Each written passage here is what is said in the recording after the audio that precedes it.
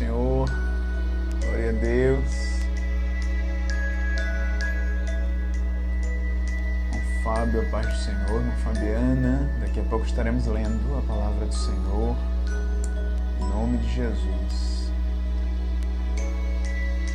Glória a Deus.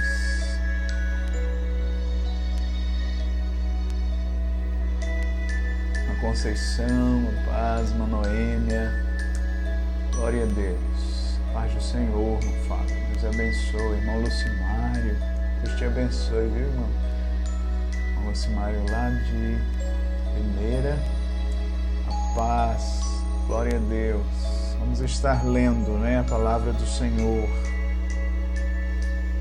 Eu lhe convido a lermos Gênesis 19, Salmos 16, Provérbios 16 e Mateus 20. Amém? Glória a Deus. Louvado seja o Senhor.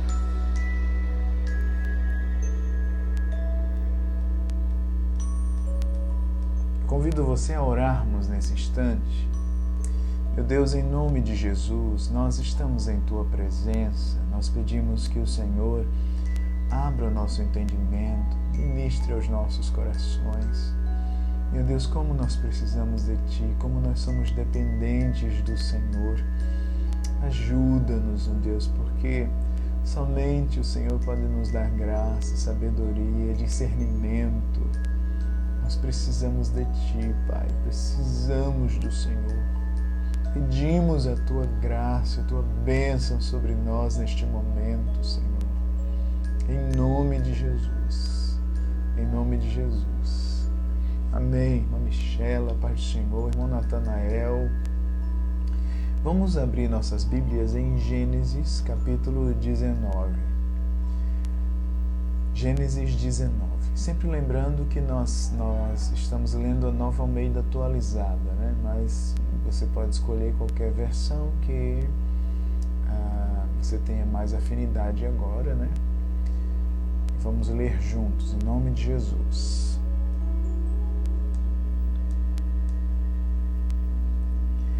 Então, Gênesis 19, irmão Wilson, paz do Senhor, te abençoe. Gênesis 19. Ao anoitecer, os dois anjos chegaram a Sodoma. Irmã Corina, paz, irmã Marlene também, Deus abençoe. Estamos em Gênesis 19. Ao anoitecer, os dois anjos chegaram a Sodoma. Quem são esses dois anjos? Aqueles é o Senhor, mas esses dois anjos apareceram a Abraão, no capítulo anterior.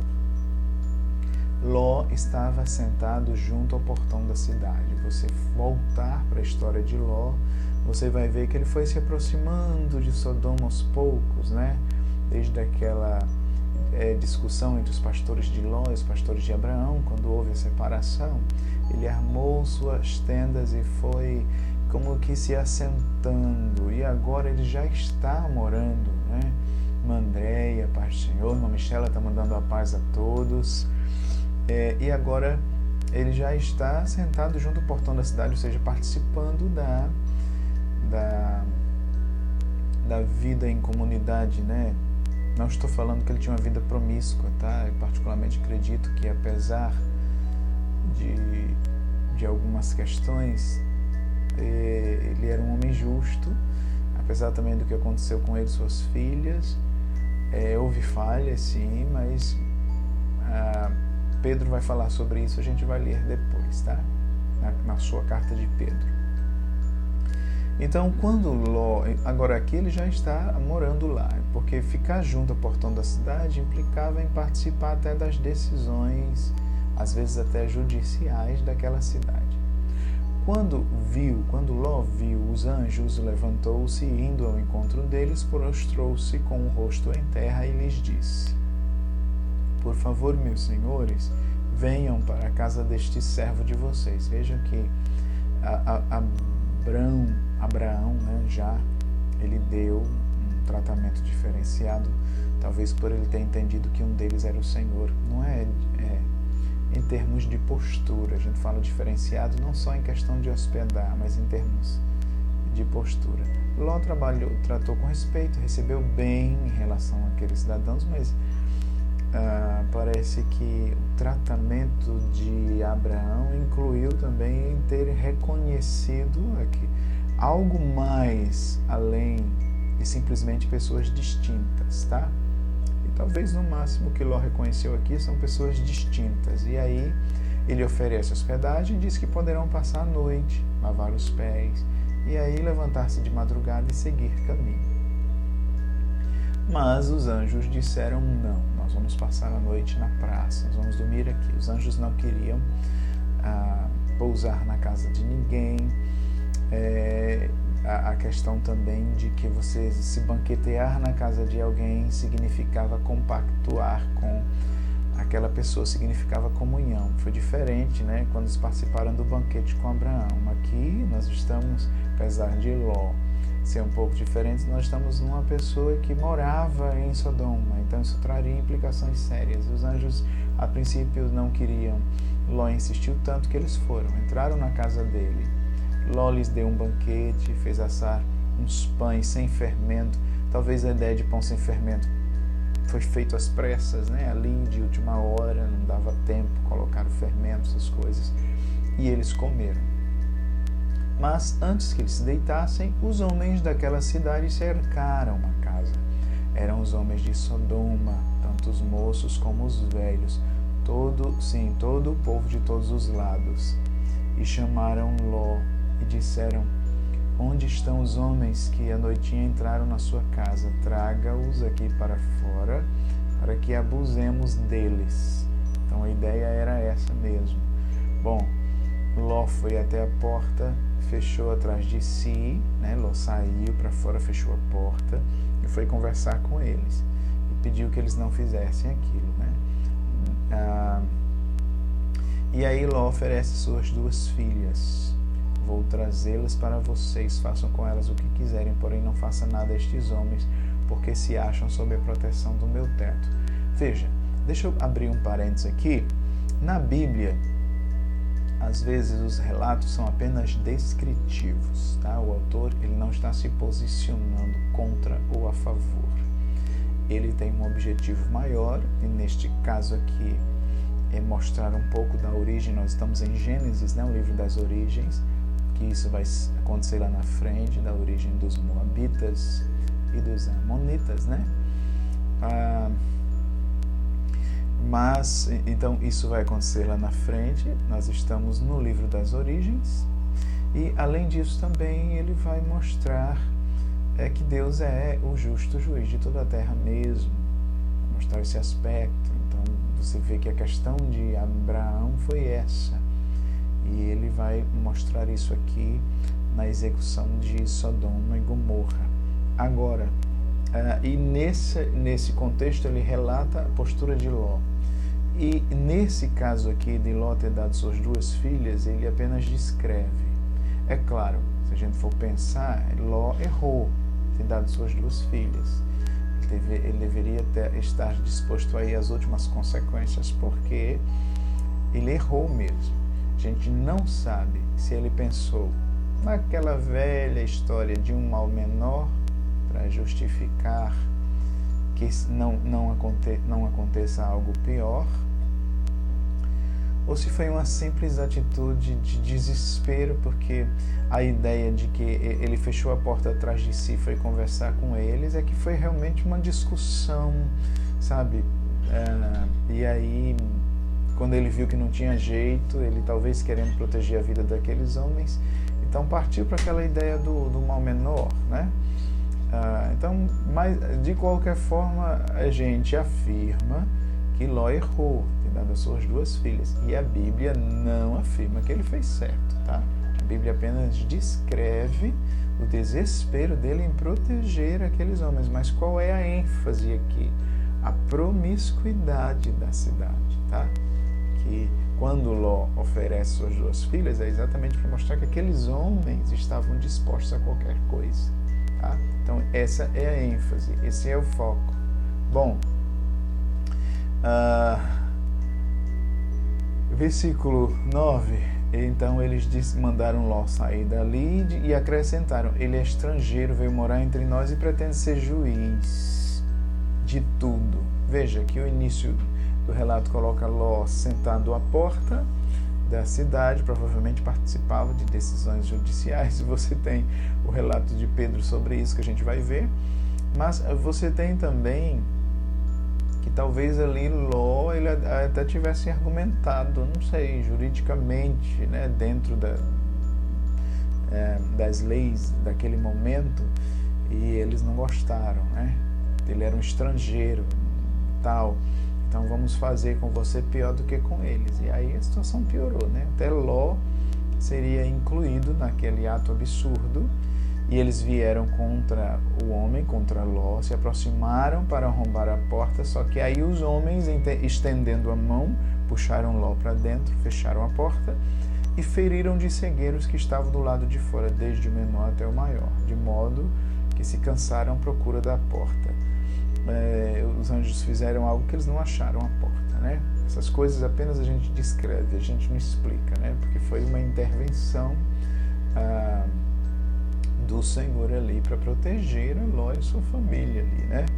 Bom, então os homens disseram, os homens que aqui são esses anjos, né? Que chegaram até a Sodoma, eles disseram: você tem mais alguém aqui dos seus, genro, filhos, filhas, todos quantos você tem na cidade, faça sair daqui, porque nós vamos destruir este lugar, porque o seu clamor tem aumentado, chegando até a presença do Senhor, e o Senhor nos enviou a destruí-lo. Então você percebe por esse diálogo que o diálogo de Deus com Abraão, quando ele fala que vai averiguar o que acontece em Sodoma, não era simplesmente porque Deus não sabia, era para mostrar como Deus é íntegro em executar seus atos de juízo. Então Ló saiu e foi falar com os seus genros, os que estavam para casar com suas filhas, né? Genros, uma perspectiva futura, né? Eles estavam para casar com as filhas. E ele diz: levantem-se e saiam deste lugar, porque o Senhor vai destruir a cidade. Mas acharam uma brincadeira, né? Esse texto é muito relevante para os dias de hoje, né? Nós falamos sobre a volta de Jesus, as pessoas acham uma brincadeira. Ao amanhecer, os anjos apressaram Ló, dizendo: levante-se, pegue a sua mulher e suas 2 filhas, que aqui se encontram, e saia daqui, para que você não morra quando a cidade for atingida, for castigada. Só que como eles demoravam, então aqueles homens pegaram Ló pela mão, a ele, sua mulher, suas filhas, e o Senhor foi misericordioso. Veja, foi um ato de misericórdia de Deus, porque estava vendo, não sei, um pouco de comodismo aqui, eu sei que aí o Senhor foi misericordioso, tirou ele da cidade, puseram fora da cidade e levou eles para fora. Quando levou, um deles disse para sair daqui, não olhar nem para trás, nem parar na campina, fugir para o monte para que não morra. Aí Ló, versículo 18, Gênesis 19, 18, ele diz: não, o teu servo encontrou favor diante dos teus olhos, que ele está vendo que era até a misericórdia de Deus em ter livrado eles e ter separado eles naquele momento. Engrandeceste a tua misericórdia para comigo, salvando minha vida, mas eu não posso fugir para o monte. Ele ficou com medo, né? Da destruição também atingir lá. E aí ele disse que tem uma cidadezinha lá perto, que ela é pequena, e aí ele pede para fugir para lá, que ela é bem pequena, e aí nela poderia salvar a minha vida. Talvez essa ideia de frisar que a cidade era pequena, que ela tinha uma influência menor, né, da pecaminosidade daqueles dias e etc. Quanto mais evoluída, né, a cidade, a possibilidade de maior promiscuidade. E aí nela poderei salvar a minha vida. O anjo respondeu: estou de acordo para não destruir essa cidade também. Então ele foi para lá. Vá depressa, se refugie nela, pois não posso fazer nada enquanto você não tiver chegado lá. E aí aquela cidade ficou sendo chamada de Zoar, né? Que significa pequena, cidade pequena. Bom, o sol estava nascendo sobre a terra quando Ló entrou em Zoar. Então o Senhor fez chover enxofre e fogo sobre Sodoma e Gomorra. Isso veio da parte do Senhor dos céus.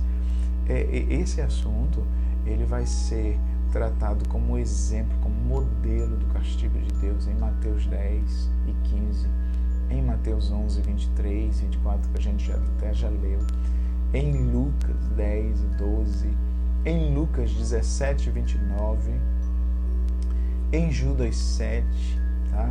Sobre o que aconteceu aqui. É importante termos essas referências para entendermos a interpretação que a Bíblia dá a esse momento. E o texto diz que isso veio da parte do Senhor desde os céus. Ele destruiu aquelas cidades, toda a campina, todos os moradores das cidades e o que nascia na terra, ou seja, a cidade se tornou infértil, né? E a mulher de Ló olhou para trás e virou-se numa estátua de sal. É interessante algumas coisas assim curiosas em Gênesis, né? Você vê o olhar de Eva para o fruto e a queda de Adão e Eva. Você vê o olhar de Caim para o olhar de Cã, né? De Cã, o filho de Noé, para o seu pai, quando ele estava bêbado e nu, e você vê a maldição que aquilo veio, e agora você vê o olhar dessa mulher para trás, que ela virou uma estátua de sal. Esse olhar aqui não é um simples olhar que você olha, é um olhar demorado, tá? Um olhar como quem sente angústias pelo que está perdendo, pelo que está deixando para trás, né? Como quem tem apego a isso. E aí ela vira uma estátua de sal. Na manhã seguinte, Abraão se levantou de madrugada e foi para o lugar onde tinha estado na presença do Senhor, provavelmente preocupado, né? Porque ele tinha tido uma conversa com Deus sobre essa destruição ali. E Abraão olhou para Sodoma e Gomorra e para toda a terra da campina e viu que da terra subia fumaça, como se fosse a fumaça de uma fornalha. E assim, quando destruiu as cidades da campina, Deus se lembrou de Abraão e tirou Ló do meio da destruição, quando subverteu as cidades em que Ló tinha morado. Eu não vou falar muito aqui, tem muita coisa sobre esse texto, né, que a gente poderia conversar, mas eu queria que você fosse para 2 de Pedro, capítulo 2, a gente ainda vai ler essa carta um dia, né, se Jesus não voltar antes, já que estamos lendo a Bíblia toda. Mas é interessante porque Pedro, ele fala sobre esse momento. Então, em 2 de Pedro 2, Monjuvando, paz do Senhor, glória a Deus. Em 2 de Pedro 2, a partir do versículo 4, Pedro diz que Deus não poupou a anjos quando pecaram, lançou eles no inferno, prendendo-os com correntes de escuridão e reservando-os para o juízo. E aí diz que ele não poupou o mundo antigo, está falando do dilúvio, preservou Noé, pregador da justiça, e mais 7 pessoas, quando fez vir o dilúvio sobre o mundo dos ímpios. E aí, versículo 6 diz, e reduziu a cinzas as cidades de Sodoma e Gomorra, condenando-as a ruínas perpétuas, a ruína completa, tendo-as posto como exemplo. Olha qual é a interpretação que Pedro dá do que aconteceu aqui. Foram postas como exemplo do que viria a acontecer com os que vivessem impiamente. Aí ele diz algo curioso sobre Ló. Ele diz, mas livrou o justo Ló, que ficava aflito com a conduta libertina daqueles insubordinados. Pedro, na carta, ele vai mostrar que Deus castiga o ímpio e protege o justo da sua ira. Estamos falando da sua ira. Não estamos falando simplesmente de questões naturais que acontecem nessa vida, mas estamos falando da sua ira específica. O ímpio o justo não é atingido. E aí ele vai dizer que esse modelo foi estabelecido no Antigo Testamento, como os exemplos que temos históricos são o próprio castigo de Deus sobre anjos que pecaram, o dilúvio e o que aconteceu em Sodoma e Gomorra. E aí ele diz, 2 de Pedro 2, que Ló, ele ficava aflito, ele sofria com aquela situação. E aí, o versículo 8 diz, 2 de Pedro 2 e 8, porque esse homem justo, pelo que via e ouvia ao morar entre eles, atormentava sua alma justa dia após dia por causa das obras iníquas que eles praticavam.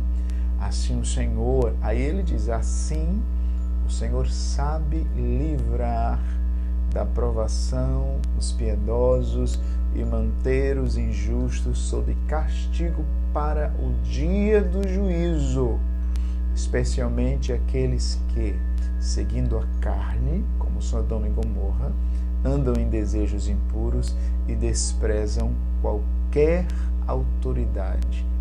E aí, o apóstolo Pedro vai falar sobre o comportamento da sociedade ímpia, e aí diz que esses, porém, como animais, versículo 12, 2 de Pedro 12, 2 e 12, esses, porém, como animais irracionais, seres guiados pelo instinto que nascem para ser capturados e mortos, falando mal daquilo que não entendem, na sua destruição também hão de ser destruídos, recebendo injustiça como pagamento pela injustiça que praticam.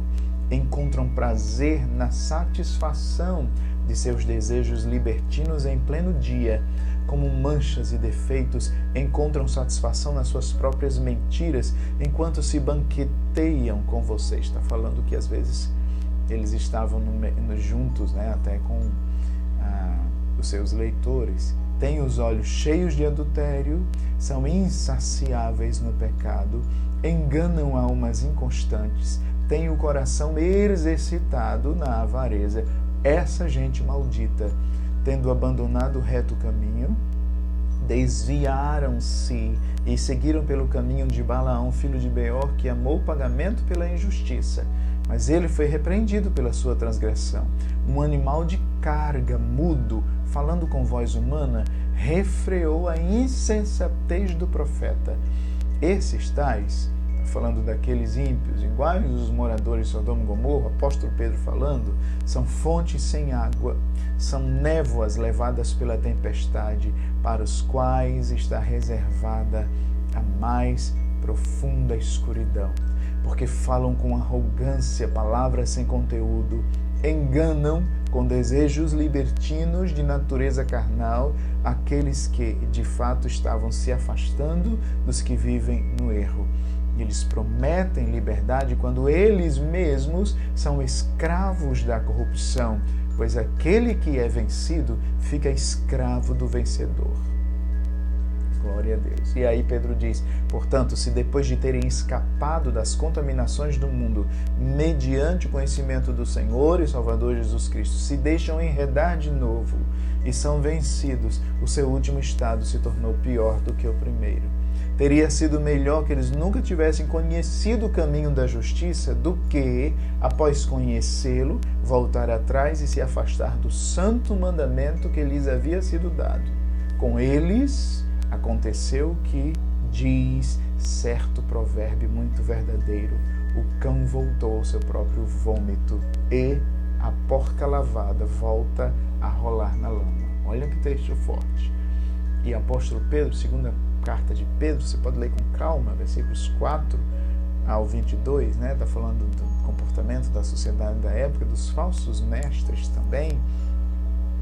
E ele vai dizer que o que aconteceu com Sodoma e Gomorra foi um modelo, um exemplo que Deus estabeleceu de como a sua justa ira se derramará sobre aqueles que insistem e persistem no pecado e são arrogantes, tá?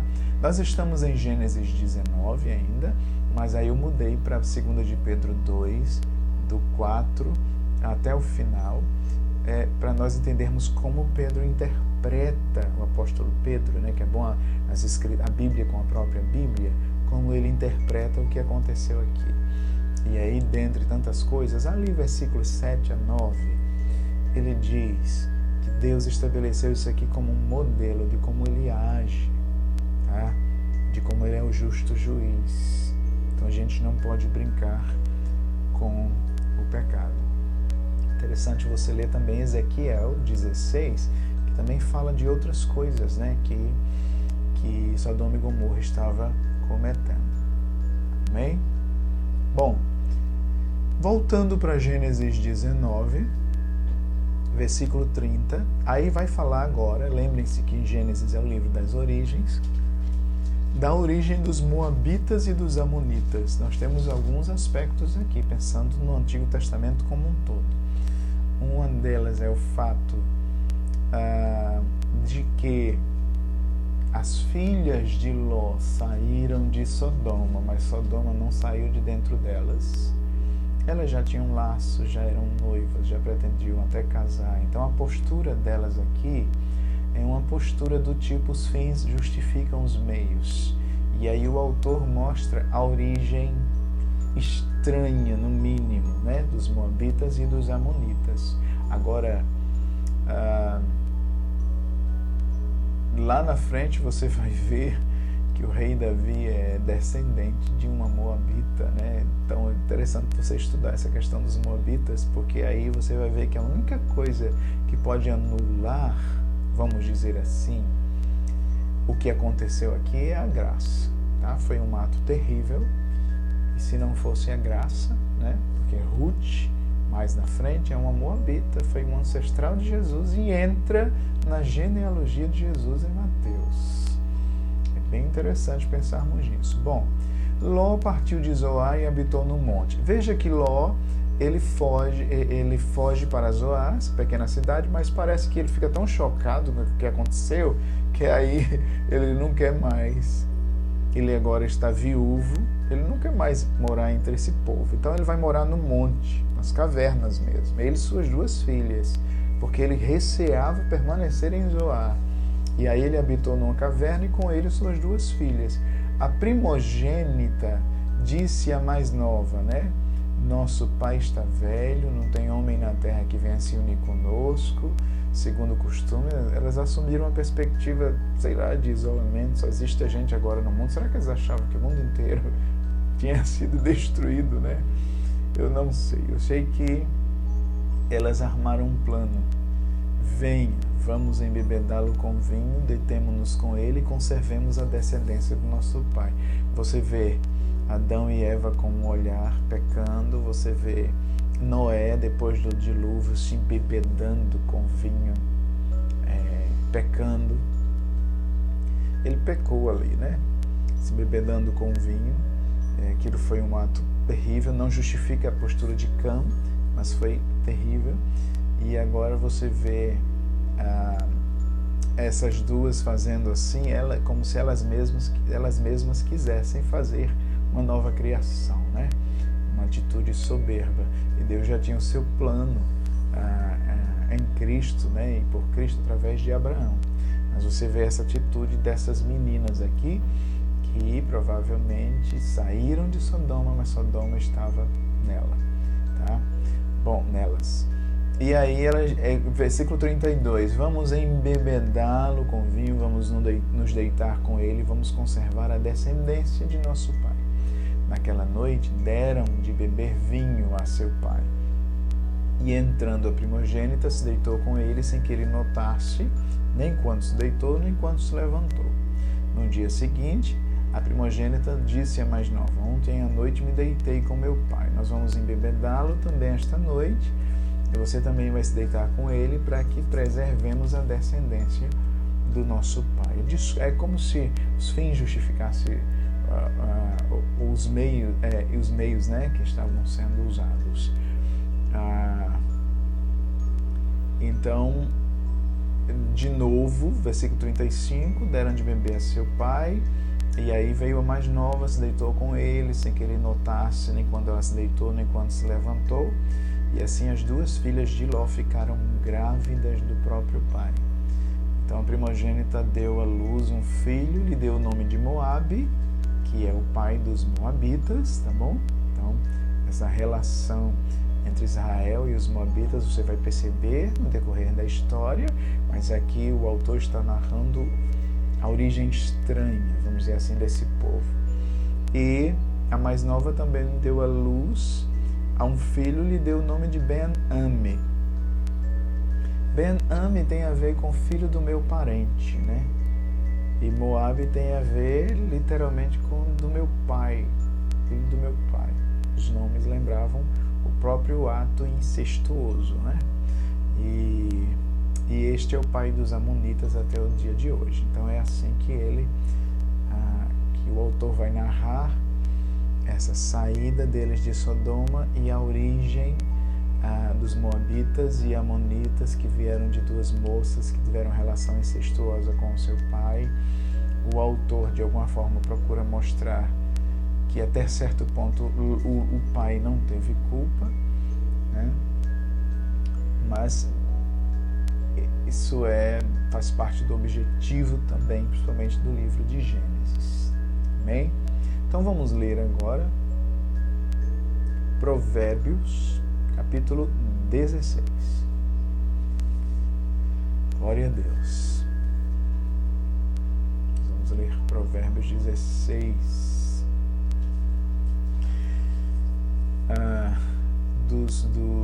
Aqui basicamente versículos de capítulo 16 a 19, você vê que até os capítulos anteriores você tem aquela ideia mais antitética, né, mais contrária, mais oposta. O justo faz assim, mas o ímpio faz assim, o sábio faz assim, mas o tolo faz assim, o filho sábio, o filho tolo, sempre esse contraste. Aqui, acho que até o versículo 22, lembrando que as seções 10 a 22 é uma coletânea de provérbios, mas aqui do capítulo 16 ao 22, nós temos uma ideia mais sinonímica. O que é isso? No geral, tá? Você vai encontrar um ou outro antitético, mas a ideia é mais sinonímica. O que é isso? As últimas frases, elas nem sempre são um contraste, elas às vezes são está esclarecendo, está somando a ideia da primeira, ou até está dizendo a mesma coisa em outras palavras, ou às vezes está apenas acrescentando. Então, por exemplo, versículo 3, entregue as suas obras ao Senhor, e o que você tem planejado se realizará. Entendeu? Então, ele está mais acrescentando. Sempre a ideia é essa, de soma ou de sinônimo. No geral, esses provérbios que vão surgir agora, do 16 ao 22. Um outro detalhe também para você perceber aqui, no capítulo 16 de Provérbios, é que os versículos 1 ao 9, você vai ter questões, vamos dizer assim, conselhos gerais, né, verdades gerais aplicadas ao sábio. Agora, dos versículos 10 ao 15, se eu não me engano, ao 15, acho que é isso mesmo, ele vai falar especificamente sobre reis, sobre autoridade civil. É bem interessante. Aí, dos versículos 16 até o final, é como se ele voltasse aos assuntos do versículo 9, tá bom? Então, nós temos aí versículos 1 ao 9, versículos 10 a 15 específicos para autoridades civis ou sobre autoridades civis, no caso aqui, na estrutura da época, o rei, né? E aí do 16 em diante, mas Jânia, paz do Senhor, Deus abençoe. E aí do 16 em diante você tem como se voltasse, como se fossem aplicações práticas, exemplos práticos dos versículos 1 ao 9.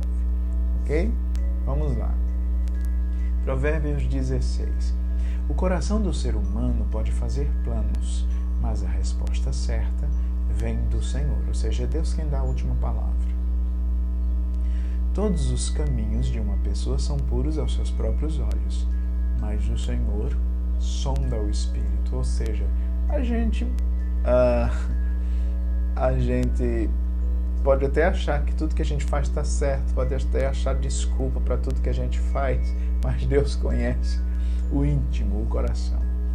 Versículo 3, entregue as suas obras ao Senhor e o que você tem planejado vai dar certo, vai se realizar.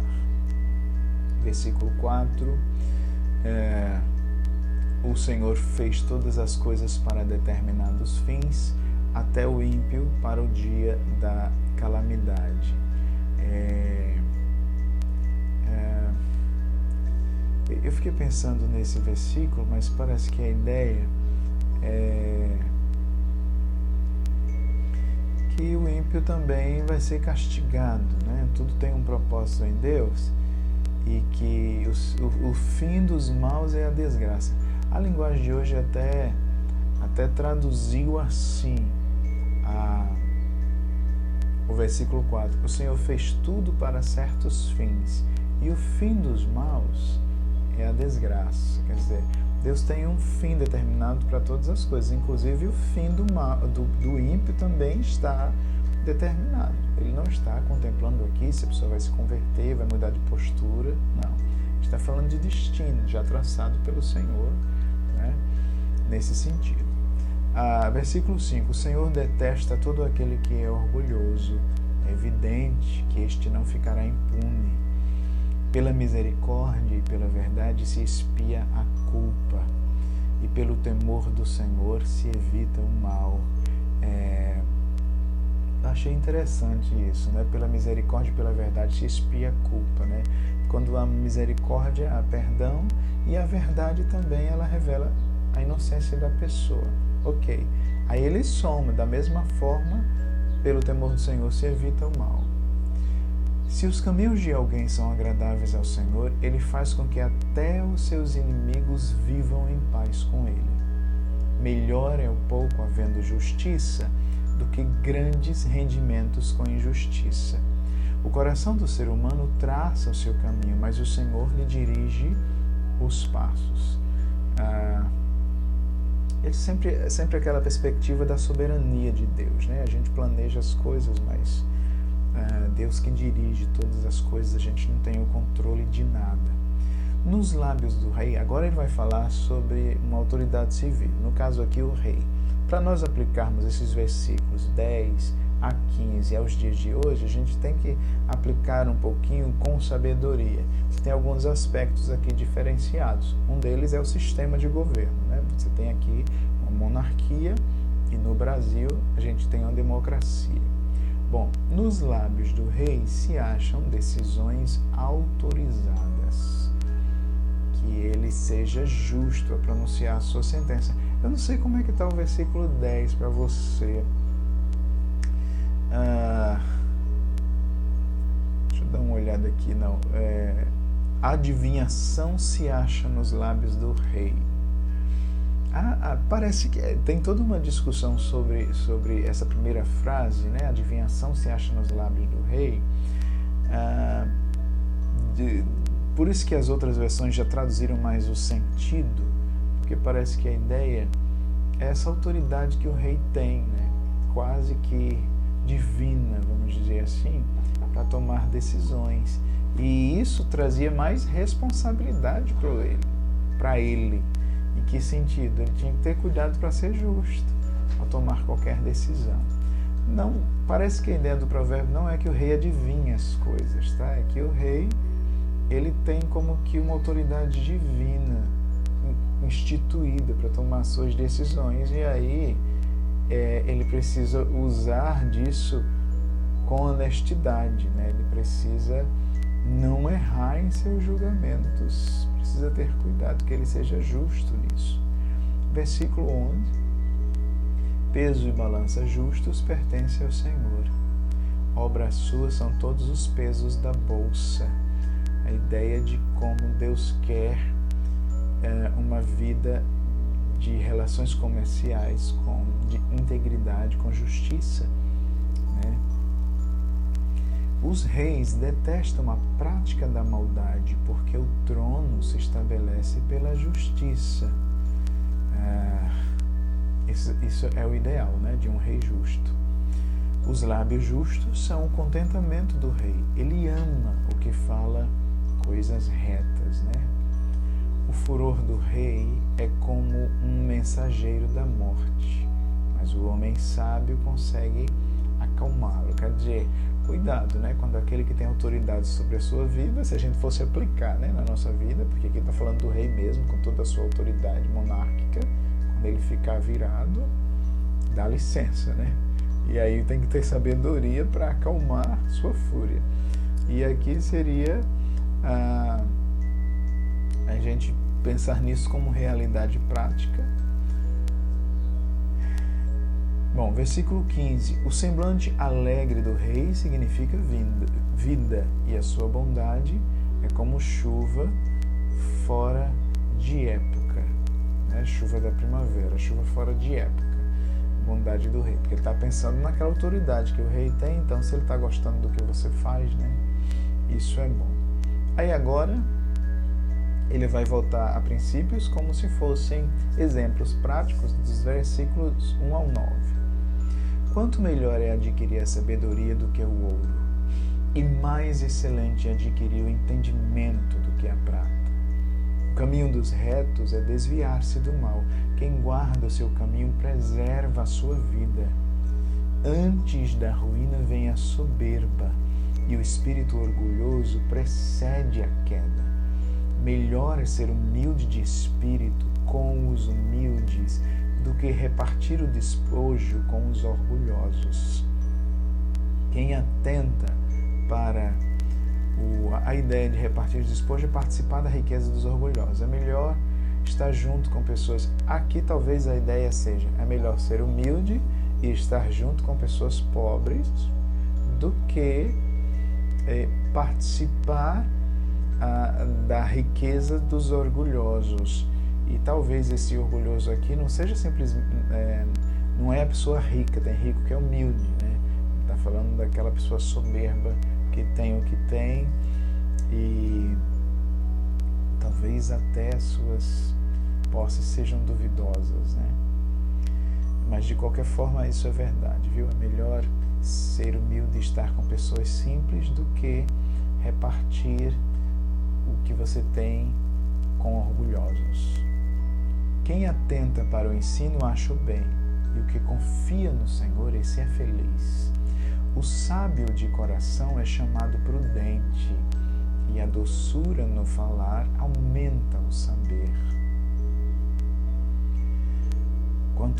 Quanto mais agradáveis são as palavras, né, mais a pessoa tem desejo de ouvir, de aprender. O bom senso para aqueles que o possuem é fonte de vida, mas a tolice é a punição dos insensatos. O coração do sábio é mestre de sua boca e aumenta a persuasão dos seus lábios. Palavras agradáveis são como favo de mel, doces para a alma e remédio para o corpo. Glória a Deus. Há caminho que parece direito ao ser humano. É interessante que esse provérbio já tem, né, em Provérbios 14 e 12, parece que ele gosta de enfatizar. Há caminho que parece direito ao ser humano, mas o fim dele é caminho de morte. A fome do trabalhador o faz trabalhar, porque ele trabalha para matar a fome. O desprezível cava o mal e nos seus lábios é como que fogo ardente. É a ideia de que aquela pessoa cava o mal, ela procura, tá? Ela procura fazer o mal e até as suas palavras são de causar incêndio, né? Falando da pessoa desprezível. O perverso semeia discórdias e o difamador separa os maiores amigos. O violento alicia o seu companheiro e guia-o por um caminho que não é bom. Olha, versículo 29. Estamos em Provérbios 16, versículo 30. Quem pisca os olhos imagina o mal. Quem morde os lábios o executa. A ideia é aquela pessoa que está planejando fazer o mal. E até os gestos que ela faz, que ele usa aqui o piscar de olhos e morder os lábios, mas a ideia é a pessoa que está com mais intenções e até nos gestos que ela faz você percebe essa má intenção. Versículo 31, os cabelos brancos são uma coroa de honra que é encontrada no caminho da justiça. É melhor ter paciência. Olha esse versículo, gente. Provérbios 16, 32. É melhor ter paciência do que ser herói de guerra. O que domina o seu espírito é melhor do que o que conquista uma cidade. Ou seja, aquela pessoa que se controla, né? É melhor do que um conquistador. Você sabe que tem gente que tem grandes conquistas, mas não conquistou, não domina a si mesmo. Né? Versículo 33. Para fazer um sorteio são lançados os dados, mas toda decisão procede do Senhor. É claro que aqui nós temos a ideia de sortes, mas eu quero chamar a sua atenção aqui para esse texto, né? A sorte se lança no regaço, mas a decisão vem do Senhor. Aqui o texto não está falando de adivinhação, nem está falando de jogos de azar. O texto está falando de um sistema da época que eles usavam para Deus revelar a sua vontade. Então, não era no sentido de adivinhação, você fazia as coisas para adivinhar, ou jogos de azar, não. Era no sentido de eles estavam em dúvida e eles entregavam totalmente ao Senhor, que a decisão fosse do Senhor, e eles usavam ali de um sistema que alguns falam até de, por exemplo, do Urim e Tumim, que surge lá na frente, né? Que era talvez uma pedra branca e uma pedra preta, e eles procuravam descobrir ali que Deus mostrasse a sua vontade. Até em Atos, quando vão escolher o apóstolo para substituir Judas, que morreu, há uma espécie de sorteio ali. Mas o que a gente quer deixar claro é que era exatamente uma entrega para Deus revelar a sua vontade. Não há nenhuma normativa bíblica, inclusive no Novo Testamento, para a gente continuar com isso. Então, a gente não tem esse costume. E, aliás, era um costume deles, né? Que não é normativa para nós. Mas, de qualquer forma, a ideia não era jogos de azar nem adivinhação. Muito pelo contrário, era entregar para que Deus fizesse a sua vontade. Então, era mais ou menos quando se dizia assim, não, se acontecer isso, é porque Deus quer. Se não acontecer isso, é porque Deus não quer. Né? Era mais ou menos essa ideia. A diferença é que eles jogavam talvez aí algumas pedras marcadas, né, para determinar a vontade de Deus, tá? Algumas pedras que eles marcavam, diziam, olha, se for isso é sim, se for isso é não. Mas não era, enfatizando, não era adivinhação nem jogos de azar, tá? Mas de qualquer forma, o que o texto está deixando claro é que a decisão procede do Senhor. Então ele está fechando basicamente o que ele começa, né, no capítulo, que a gente pode fazer planos, mas a resposta vem do Senhor e etc. Amém? Vamos então para Salmos, capítulo 16. Vamos ler o livro de Salmos, capítulo 16. Esse é um hino de Davi, mais uma vez, uma oração, né, dele. E aí, Salmo 16, guarda-me, ó Deus, porque em ti me refugio. Digo ao Senhor, tu és o meu Senhor. Outro bem não possuo além de ti. Quanto aos santos que há na terra, eles são os notáveis nos quais tenho o meu prazer. Ele está dizendo que se tem alguém para ele achar algum tipo de admiração na terra, são pessoas justas, né? Pessoas que temem a Deus, e etc. E são a companhia dele, são aqueles que ele quer ter como amigos. Essa é a visão dele, né, do rei Davi. E aí também é muito forte quando ele diz que não possui mais nada além do Senhor. Ele está falando aqui do que nós poderíamos chamar hoje daquela idolatria que se estabelece no coração com respeito a qualquer outra coisa que toma o lugar de Deus. Ele está dizendo que não tem isso. Deus é o bem mais precioso da vida dele. Ponto. É isso que ele está dizendo. E aí, ele diz no versículo 4, muitas serão as dores dos que trocam o Senhor por outros deuses. Não oferecerei as suas libações de sangue, e os meus lábios não pronunciarão os nomes deles. Ele está dizendo, gente, não vou nem dizer o nome desses deuses. E ele diz que o futuro do idólatra, né, não é bom. E aí o versículo 5 ele diz, o Senhor é a porção da minha herança. Olha que coisa tremenda. Ele está ele está dizendo que o maior valor que ele tem, né? Gente, quando você descobre isso, sabe, que a sua fonte de felicidade, o maior valor que você tem, o seu bem mais precioso é Deus.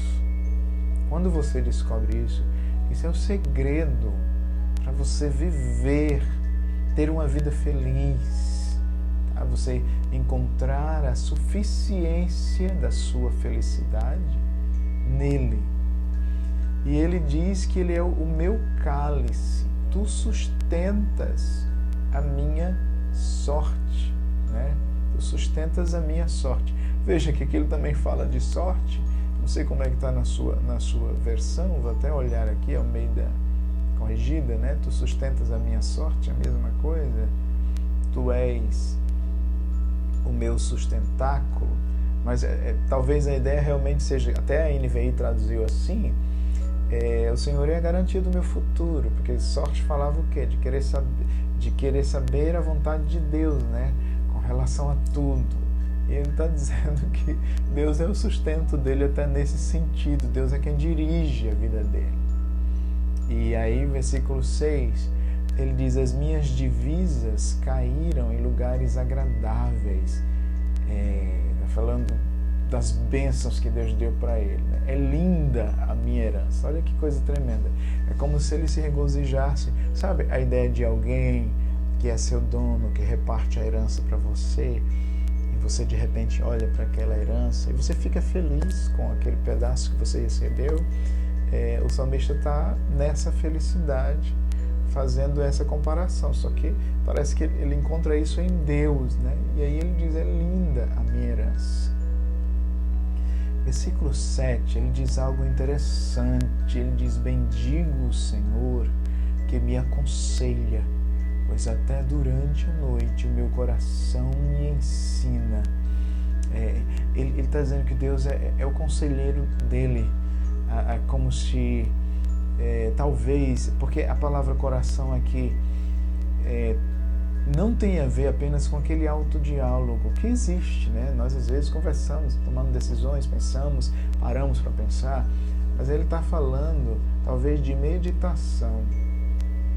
E se é meditação, ele talvez esteja pensando, estou dizendo talvez, mas eu particularmente acredito nisso, esteja pensando na própria revelação da vontade de Deus na sua lei, em como que baseado nisso e meditando nisso, ele recebia conselhos do Senhor, tá? Ele meditava nisso. Isso aqui é uma lição para as nossas vidas, porque às vezes a gente vai dormir pensando em tanta coisa. Gente, vá dormir pensando na palavra, nos conselhos do Senhor para a sua vida.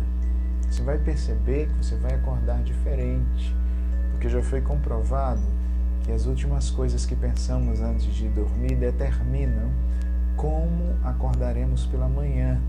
Por quê? Porque serão os primeiros pensamentos que retornarão à nossa mente. Então, que tenhamos a palavra em nossa mente. Que a palavra do Senhor seja o nosso conselho. Glória a Deus. Versículo 8, ele diz, eu tenho o Senhor sempre diante de mim.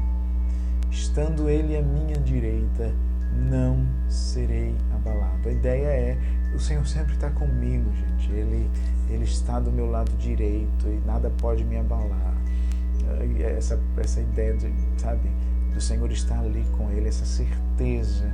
E aí ele diz, por isso meu coração se alegra, o meu espírito exulta, até o meu corpo repousará seguro. E aqui ele vai mexer com algo assim, de que ele não tem medo nem da morte. É tão forte que ele diz aqui, com certeza ele está falando sobre a inspiração, que Paulo vai usar esse texto em 1 Coríntios 15, né? Versículo 10, em 1 Coríntios 15, 4, Paulo vai usar esse texto, e Pedro e Paulo vão usar Salmos 16 e 10 com relação à ressurreição de Jesus. Em Atos 2 e 31, Pedro usa esse texto. Em Atos 13 e 35, Paulo usa esse texto. Em Atos 15 e 4, Paulo usa novamente esse texto. Salmos 16 e 10. A afirmação do salmista, hoje a gente não se surpreende tanto, porque estamos no Novo Testamento, mas aqui nós ainda estamos no Antigo Testamento, em que a maioria das pessoas entendiam uma justiça retributiva enquanto nessa vida ainda. E embora eu creia que no Antigo Testamento nós temos a revelação sobre a ressurreição, mas isso talvez não fosse realmente muito claro, né? Você vai percebendo isso aos poucos. Então é surpreendente essa revelação de Davi, né? E ele diz que ele não tem medo nem da morte, versículo 9. Por quê? Não deixarás, versículo 10, a minha alma na morte, nem permitirás que o teu santo veja a corrupção. Por causa de Atos 2 e 31 e 13 e 35, se acredita que talvez Davi, além dele crer nisso, ele talvez esteja tendo, aí eu estou conjecturando, mas é possível, uma revelação da ressurreição de Jesus. Nem permitirás que o teu santo veja corrupção. E se é isso, porque os autores do Antigo Testamento tiveram mais revelação de Jesus do que foi registrado, a gente percebe indícios disso. Se é isso, então é mais profundo do que a gente imagina. De qualquer forma, meu irmão, minha irmã, você deve ter tanta convicção no Senhor, de que o Senhor está com você, se alegrar tanto, fazer do Senhor a felicidade da sua vida, ao ponto de não ter medo nem da morte. Porque se nos dias de Davi ele pode dizer isso, imagine hoje, pensando em 1 Coríntios 15, de que temos o fato de que o nosso Senhor ressuscitou e que Ele garante a vitória sobre a morte. E que nem mesmo a morte pode nos separar do seu amor. Então, muito mais do que Davi, você, ao invés de ficar com medo, talvez de adoecer, não estou falando para ser irresponsável, enfrentar qualquer situação de forma irresponsável, confundir, tentar a Deus com fé, não é isso. Mas eu estou falando de descansar na sua alma, porque Deus está do seu lado, Ele está à sua direita, Ele está com você. E Ele garantiu a minha e a sua vitória sobre a morte. Então, muito mais do que Davi, nós podemos dizer hoje, não deixarás a minha alma na morte. A minha alma, meu coração se alegra, meu espírito exulta, até o meu corpo repousará seguro. O Senhor não deixará a minha alma na morte. Glória a Deus. Não permitirás que o teu santo veja a corrupção. Tu me farás ver os caminhos da vida. Na tua presença há plenitude de alegria. À tua direita há delícias perpetuamente, ou seja, felicidade para sempre. Tá? Então, que essa seja a nossa oração, que essa seja a sua oração, em nome de Jesus. Amém? Nós vamos ler agora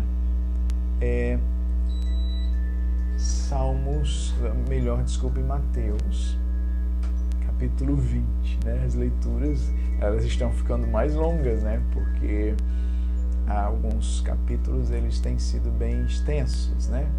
Mas vamos ler Mateus 20.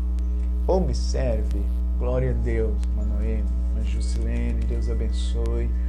Observe que versículo 19, ele encerra com muitos primeiros serão últimos e últimos serão primeiros, né? E observe no capítulo 20, que versículo 16, assim os últimos serão primeiros e os primeiros serão últimos. E capítulo 20, 16, então, capítulo 20, versículos 1 ao 15, nós temos como que um parêntese, né? Na verdade, o Senhor vai contar uma parábola, ele vai contar uma parábola para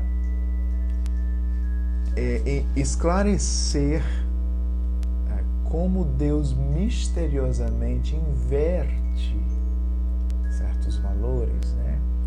E revelar que a forma de Deus agir, ela quebra paradigmas humanos, tá? Com relação aos valores do reino. Então, o reino dos céus é semelhante a um homem, dono de terras, que saiu de madrugada para contratar trabalhadores para a sua vinha. E tendo combinado com os trabalhadores o pagamento de 1 denário por dia, mandou-os para a vinha. Saindo por volta de 9 horas da manhã, aí ele viu na praça outros que estavam desocupados. E aí ele disse, vocês vão também trabalhar na vinha, e eu vou pagar o que for justo. E aí eles foram. Tendo saído de novo perto do meio-dia e às 3 horas da tarde, fez a mesma coisa. E saindo por volta de 5 horas da tarde, né, já estamos traduzindo aí, a versão já traduz aí a questão das horas, né? Então encontrou outros que estavam desocupados e perguntou, por que vocês ficaram desocupados o dia todo? E eles disseram, porque ninguém nos contratou. Então ele lhes disse, vocês também vão trabalhar na vinha. Ao cair da tarde, o dono da vinha disse ao seu administrador, acho que alguns países, desculpe eu abrir aqui um parênteses, ainda fazem isso, né? Um grupo se reúne de pessoas, por exemplo, pedreiros que trabalham em determinada área, eles ficam sempre no lugar e alguém está precisando, passa lá, gente, estou precisando de tantas pessoas hoje para fazer um serviço ali, eu pago tanto. E aí eles se organizam, eu vou, e eles vão. Nos dias de Jesus aqui, isso era meio que normal. Então ele está usando essa ilustração, tá? Desse patrão. E aí, agora, qual que é a ênfase? Ele vai pegando pessoas em vários horários para trabalhar, e aí, quem for sendo pego por último, vai trabalhar menos horas, né? Porque ele vai acertar o dinheiro no final do dia. Bom, versículo 8, ao cair da tarde, o dono da vinha disse ao seu administrador, chame os trabalhadores e pague o salário, começando pelos últimos até os primeiros. Então, os que foram contratados às 5 da tarde receberam 1 denário.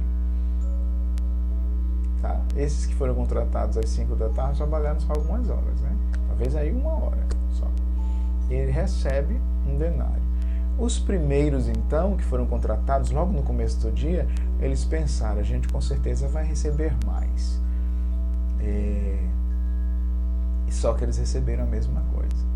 E aí eles começaram a murmurar, dizendo, estes últimos trabalharam apenas 1 hora e você os igualou a nós, que suportamos a fadiga, o calor do dia. Eles se sentem injustiçados, né?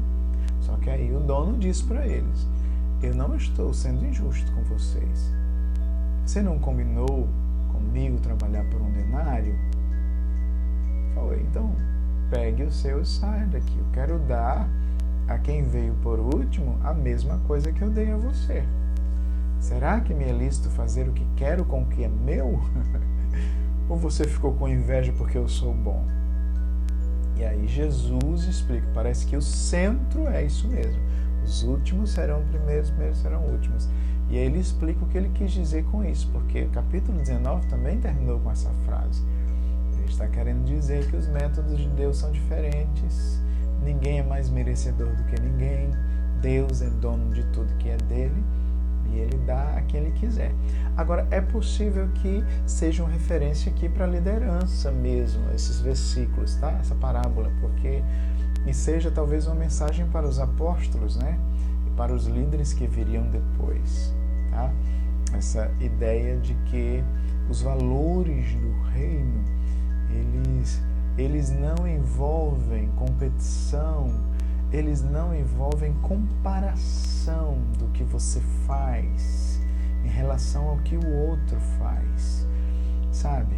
Quando a gente começa a trabalhar no reino debaixo de comparação, comparando o que você faz em relação ao que os outros fazem, então você vai ficar se sentindo injustiçado em determinados momentos, né?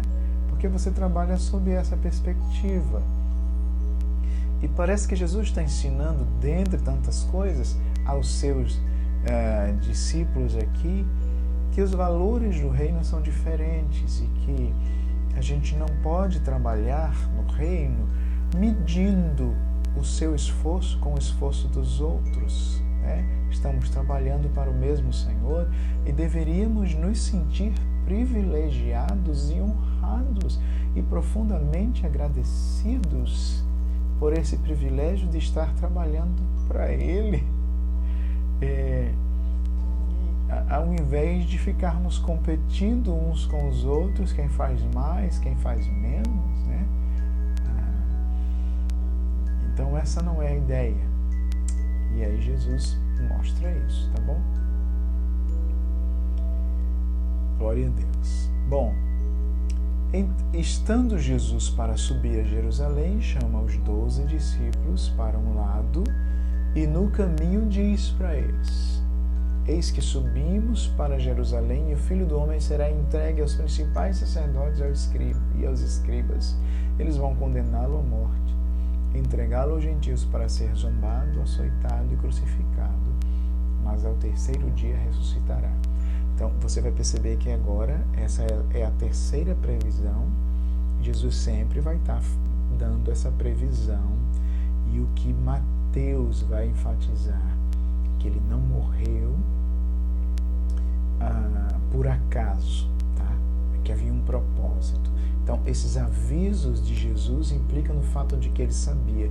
E nesses avisos, observe como ele diz que ele será entregue, tá?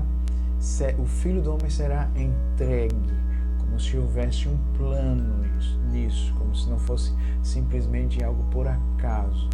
Havia alguém dirigindo o projeto. Bom, o que acontece nesse contexto aqui? Se aproxima de Jesus a mulher de Zebedeu com seus filhos. Eu não tenho como lhe mostrar as referências aqui, até por uma questão de tempo, mas essa mulher de Zebedeu aqui é provavelmente Salomé. Curiosamente, ao que tudo indica, ela era irmã de Maria, mãe de Jesus, então ela era parente. Isso significa que Tiago e João eram primos de Jesus. E essa mulher Salomé, ninguém sabe se ela pensou nessa influência. Se você olhar o relato de Marcos, houve ali uma intenção já em Tiago e João nesse sentido. Talvez ela estivesse sendo apenas portadora da situação, tá? A gente não sabe, ou ela se envolveu também, mas de qualquer forma a ideia era prestígio, posição de prestígio, essa atitude recorrente entre eles. Jesus precisa ensinar várias vezes sobre esse ponto, tá? Então, é bem, muito interessante isso para as nossas vidas, né? E ela disse, ela adora ele, diz: eu queria lhe pedir um favor. Jesus diz: o que você quer? Humanamente falando, ela era a tia dele, né? Ela disse: mande que no seu reino esses meus 2 filhos se assentem, um à sua direita e outro à sua esquerda. Jesus disse: vocês não sabem o que estão pedindo. Olha como ele diz: vocês não sabem. Leia o relato de Marcos 35:45, né? Você perceber. Será que podem beber o cálice que eu estou para beber? Eles, talvez sem ter muita concepção do que seria, né? Sem dimensionar, mas eles disseram: a gente consegue, a gente pode. Aí Jesus disse: vocês vão beber o meu cálice. E realmente esse Tiago, ele foi basicamente o primeiro mártir, né? E o apóstolo João, ele foi perseguido e foi até exilado, né? E agora ele diz: agora quanto a sentar-se à minha direita e à minha esquerda, não me compete concedê-lo, pois é para aqueles a quem está preparado por meu Pai. É a ideia de que vamos governar com o Senhor. Mas eu acho muito, muito, muito profundo pensar no fato de que, até abrindo um parênteses aqui, ao invés de ficarmos brigando por prestígio, por posição, descansarmos à vontade do Pai, o dono do reino, que nos coloca por seu Espírito aonde Ele quer, tá? E o importante é que todos estejamos dispostos a servir no reino. A parábola anterior fala sobre sem se preocupar em comparar o que você faz com o que os outros fazem.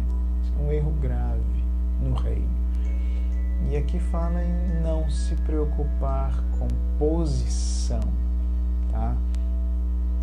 Bom, Jesus então, quando os outros 10, porque os outros 10 ouviram isso, ficaram indignados. Alguns dizem até que provavelmente ficaram indignados porque também queriam a mesma coisa, né?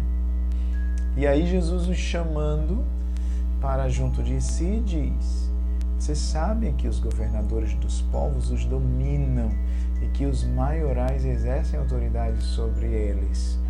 A ideia é, lá fora, as pessoas gostam de prestígio, de poder, né? Mas entre vocês não será assim.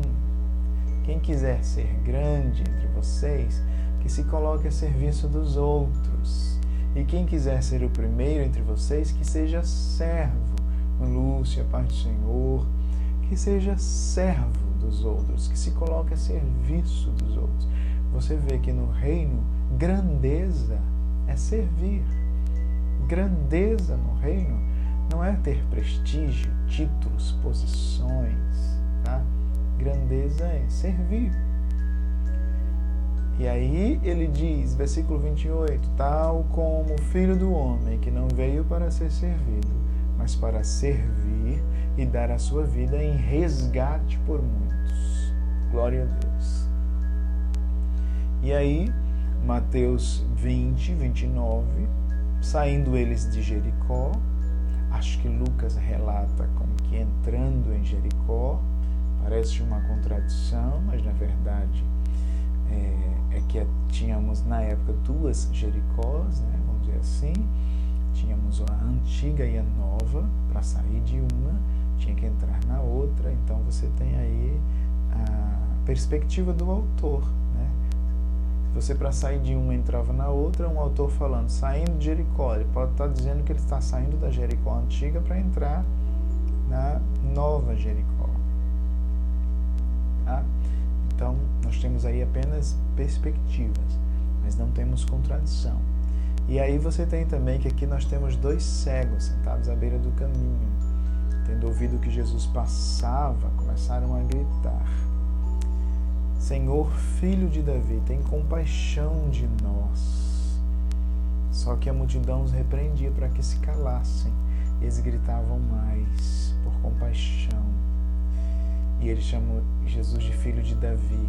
O Mateus e o Sinótico sempre mostram, e o Evangelho de João acho que vai tocar um pouco nisso também, sempre mostram essa ironia, né? Por exemplo, nós temos aqui cegos enxergando que Jesus é o Filho de Davi, e nós temos uma liderança que se dizia ver, se dizia lúcida, se dizia conhecer tudo, dentro dos parâmetros do Antigo Testamento, mas não enxergaram o Messias. Nós temos essa aparente ironia nos Evangelhos. E aí Jesus os chama e pergunta: o que vocês querem que eu lhes faça? Claro que nós temos aqui a ideia de que eu estou disposto a atender, né? Não é a ideia de que Jesus não sabia. E eles responderam: Senhor, que se abram os nossos olhos. Veja a ênfase de Mateus. Jesus profundamente compadecido, cheio de compaixão, tocou nos olhos deles. Os cegos eram rejeitados pela sociedade e até considerados amaldiçoados, porque se eles não podiam ler a lei, significa que por algum motivo houve uma maldição sobre eles. E como Jesus lida com isso? Observe que você tem um Jesus que sabe que está indo a Jerusalém para morrer, sabe que os seus, como liderança, etc., vão rejeitá-lo, mas mesmo assim ele tem a postura de continuar a sua missão e de continuar exercendo misericórdia, né, pelos seus. E aí ele se compadece, toca neles e eles imediatamente recuperam a vista. Também você tem outro relato de apenas um cego, né? A gente pode conversar sobre isso depois, e sempre pensando que não há contradição, tá? Nós temos o fato de ênfases, de detalhes na história que um autor ou outro resolveu não contar. Se você lê os relatos separados, você pensa, parece contradição. Mas contradição é quando um está desmentindo, vamos dizer assim, o outro, né? E nós não vemos isso nos relatos. O acréscimo, ou a falta, né? Ou a omissão, vamos dizer assim, de detalhes numa mesma história contada por mais de uma pessoa, não significa contradição. A gente precisa perceber isso, tá? Significa apenas que um autor às vezes foi mais detalhista que outro, ou que um autor ele tinha um determinado objetivo e aquele detalhe era importante, para o outro nem tanto, tá? Então é interessante perceber essas coisas para não sairmos dizendo que os evangelhos se contradizem, tá? É só pensar, porque às vezes a autocrítica ou a teologia liberal ela parte para uma perspectiva e ela começa a mostrar contradição naquilo que não é contradição, é acréscimo ou omissão de detalhes de acordo com o perfil de cada narrador. Isso é normal até hoje, né? Vai depender da ênfase que você quer dar. Amém? Mas que o Senhor aplique a sua palavra aos nossos corações, que o Senhor nos dê graça e aplique em nós esses princípios de não competir e não corrermos atrás de prestígios no reino, mas estarmos dispostos a servir. E quando o nosso coração está cheio de gratidão pelo que fazemos, nós não estamos preocupados com quem produziu mais ou menos. Nós fazemos a nossa parte. Pai, em nome de Jesus, nós pedimos que o Senhor continue nos abençoando e que o Senhor continue nos fazendo crescer, aprender a Tua Palavra e guardar a Tua Palavra nos nossos corações. Nós precisamos de Ti, Pai. Nos abençoa, em nome de Jesus, Pai. Pai nosso que estás nos céus, santificado seja o Teu nome, venha o Teu reino, seja feita a Tua vontade, assim na terra como no céu. O nosso pão de cada dia nos dá hoje, perdoa as nossas ofensas, como nós perdoamos aos que nos ofendem. Não nos deixe cair em tentação, mas livra-nos do mal, pois Teu é o reino, o poder e a glória, para sempre. Glória a Deus, que o Senhor abençoe e fortaleça a sua vida. Que a graça de nosso Senhor e Salvador Jesus Cristo, o amor de Deus, nosso Pai, a comunhão e as consolações do Espírito Santo sejam conosco. Em nome de Jesus, Deus te abençoe.